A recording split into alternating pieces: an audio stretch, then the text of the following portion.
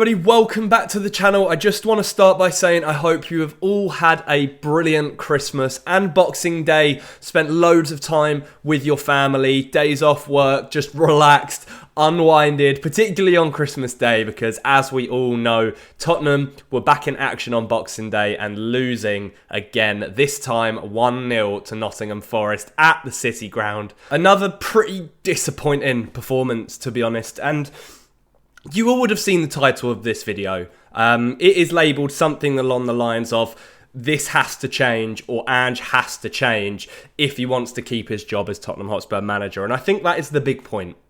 I think every game Tottenham lose at the moment, more and more people are turning on Ange Postecoglou. This Nottingham Forest game today, it wasn't even our worst performance of the season, but I think a lot of people are so fed up with a lot of the tactics and the management and just losing in general and dropping points that Ange's position is becoming more untenable by the day.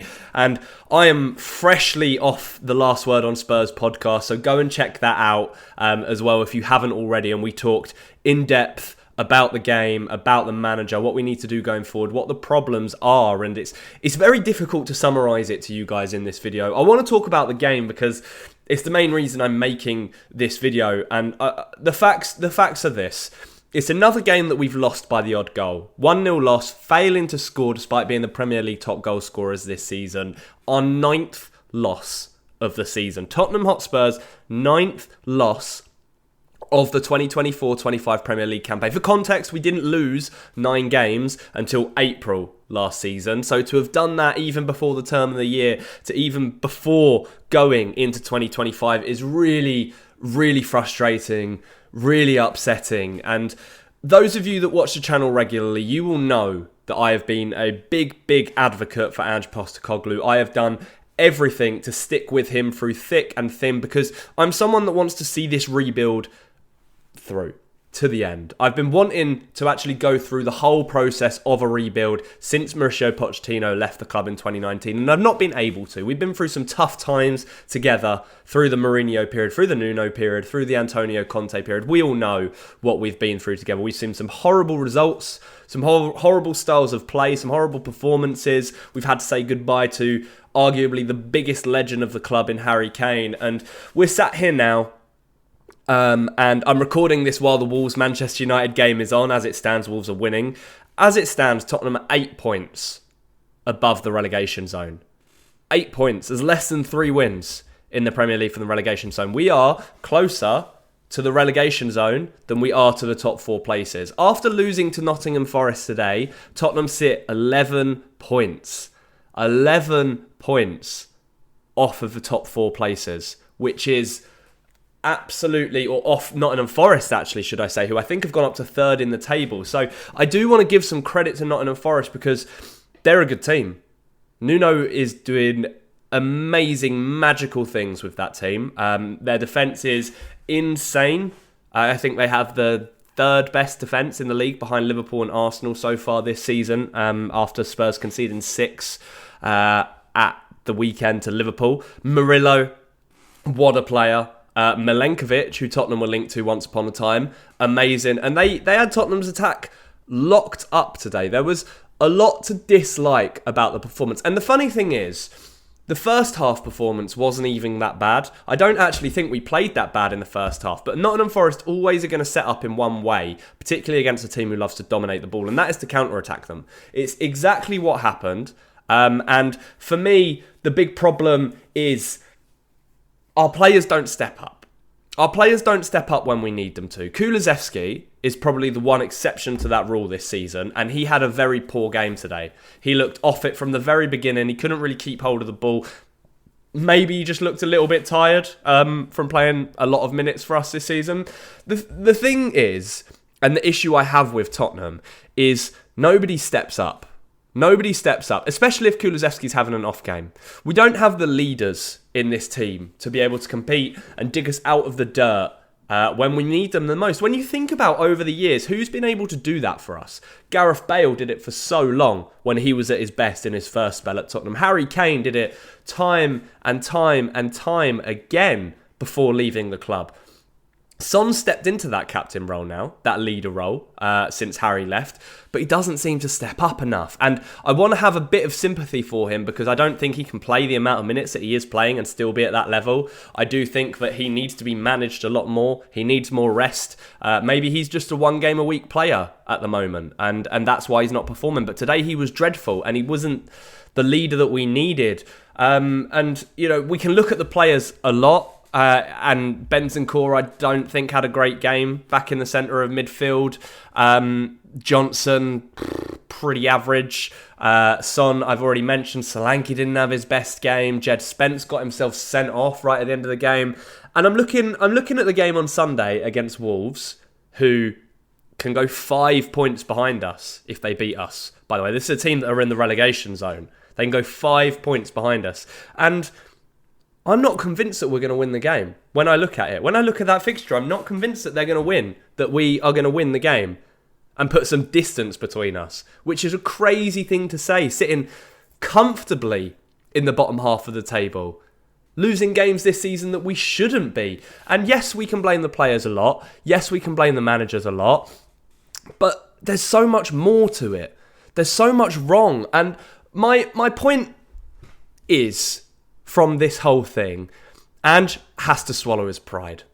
Ange is someone I want to succeed at the club. Ange is someone I'm willing to back. I'm willing to give him the January transfer window. I'm willing to give him until the end of the season because the alternative is probably putting Ryan Mason in interim charge again, and he could end up being in charge until the end of the season. And really, those of you watching, do you really want to see that again? Do you really want to see another Ryan Mason spell? Do you really think we are going to be able to prize Andoni Iraola away from Bournemouth when he can get them into Europe? Do you think we can get Marco Silva out of Fulham when they can get into Europe? No, is the answer. Not mid-season. So the alternative is sacking Ange Postecoglou and putting Ryan Mason in charge. And I just don't think that that is something that we can justify.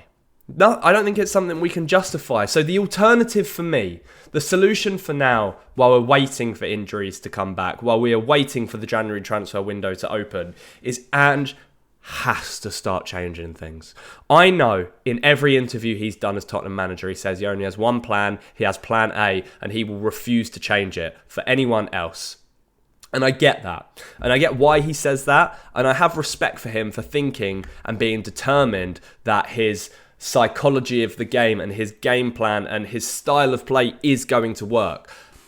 I don't think Tottenham have the squad for it to compete consistently at the level he wants to play at and the aggression that he wants us to play at. Maybe in Scotland, because the level of players at Celtic are higher than most across the league, it works. Maybe at the team he managed in Australia or in Asia as well, that works. But in the hardest league in the Premier League, in the hardest league in Europe to operate in and win in, you have to be able to change and adapt to situations in-game. Nuno did it against Tottenham today. He brought on some defensive midfielders. He brought on another centre-back towards the end of the game to close it out. A tight 1-0 victory, but it's 3 more points for them. They're in 3rd place in the table. They're 11 points above Tottenham.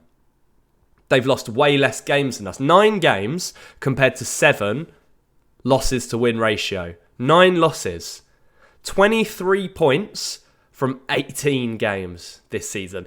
Ultimately, it's not good enough. And many of you may sit there and be thinking, he's just sitting on the fence. He doesn't want to say Ange out because he's been so vocal about keeping him. But here he is slating the manager and telling us everything that's wrong with the club.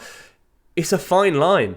It's a fine line. And ultimately, do I think Ange Postecoglou is a world-class manager? No. Do I want to see him go through with this rebuild and see what he can do with us? Yes. And let me explain myself. I would rather give the reins to someone that plays attacking football, and we've seen the best of it in the performances that we have had this season against City, against Villa, against Manchester United. We've seen the best of it. I would rather allow someone like that to recruit our players, allow someone like that to see it through, than give it to someone like Ryan Mason, who's just going to do the same stuff we've seen before.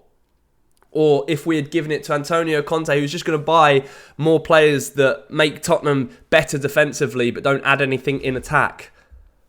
I know it may sound stupid to a lot of you, but I have to believe in this project. And I have to believe that success will come out of it. I've said from the very beginning I will give Ange until the end of this season regardless. And the thing that I'm holding on to right now is that we are still in the Carabao Cup semi-finals, albeit against the best team in the country. We are still in the Europa League and likely going through to the knockout rounds. We are still in the FA Cup. The domestic season, as far as I'm aware, is probably over. It's probably finished. And that's sad and annoying and unfortunate, but it's the reality of the situation. For me, going forward, Ange has to swallow his pride and he has to say, okay, this is clearly not working now. How many games are you going to give it before you start changing things because the same thing's happening week in, week out? Our fullbacks, both being so aggressive and both inverting, is leaving us so vulnerable on the counter-attack, especially against teams with good wingers. And then the lack of a proper number 6 is an absolute killer. If you look at the goal Nottingham Forest scored in their 1-0 win against us on Boxing Day today, Morgan Gibbs-White picked the ball up on the edge of his own box, dispossessing, I think it was Jed Spence, who received the ball in a number 10 position because that's where Ange wants him to be. And then he ran from the edge of his own box to the edge of our box without anyone being within 5 or 6 yards of him or putting in a challenge. And then it was the simplest of tasks for him to slide the ball through, and it was a good finish from Malanga. And that's all Forest needed to do. And I felt like we could have played that game another 3 or 4 times and still not won. It's so frustrating, and I want to defend Ange every time I come on video and give my reasons, but it's becoming harder each week. And I think now we're in a situation where if we lose to Wolves on Sunday, he's under... I'd be shocked if he kept his job. 2 home games in a row next against Wolves and Newcastle. I don't know if we're going to win either of them, which is really, really sad. Radu Dragusin has picked up an injury. Jed Spence got sent off. We finished the game against Forest with Archie Gray and Yves Bissouma at centre-back. The period we're living in as Spurs fans is absolutely crazy. And I've said it once and I'll say it again. The issues are at the top. The summer recruitment wasn't amazing. The winter window is huge. We have to sign at least 3 players, in my opinion, at the very, very least. And I'm talking about players that can come into our team and actually play and actually be good.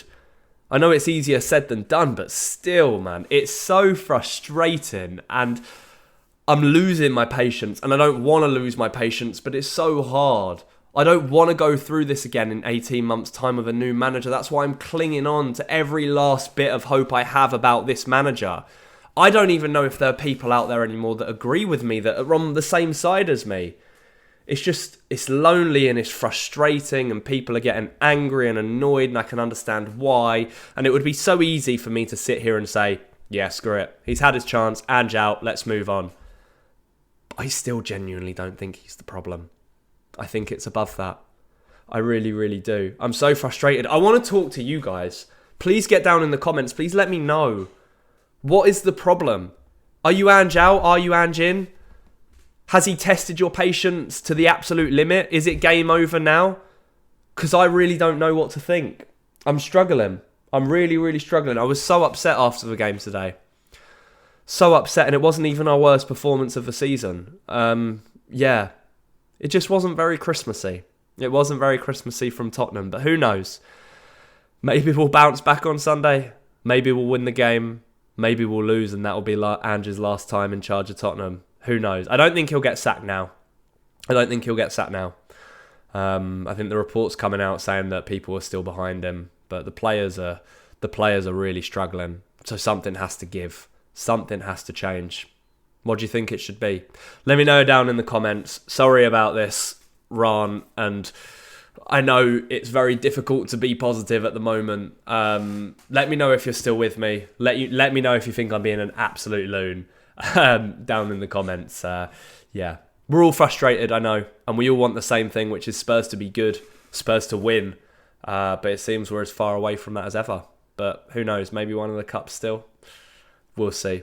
Anyway, look, like I said at the start of the video, I hope you've all had a brilliant Christmas, whether you celebrate it or not, have enjoyed the festivities or relaxation up until today. Please go and enjoy the rest of your week. And yeah, those of you going on Sunday, I'm not, thankfully.